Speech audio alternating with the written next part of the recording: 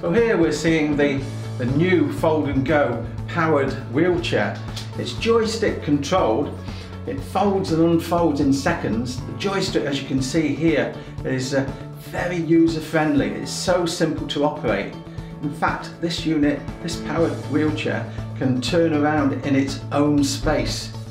Something like a Dalek, if you remember Daleks from the 70s on Doctor Who.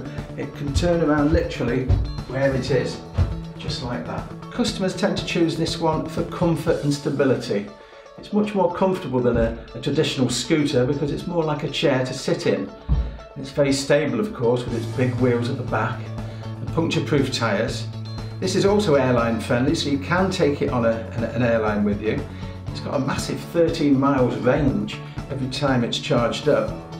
And as you can see, it folds and unfolds in literally 2 or 3 seconds. It's so simple. So comfort and convenience, it's a winner.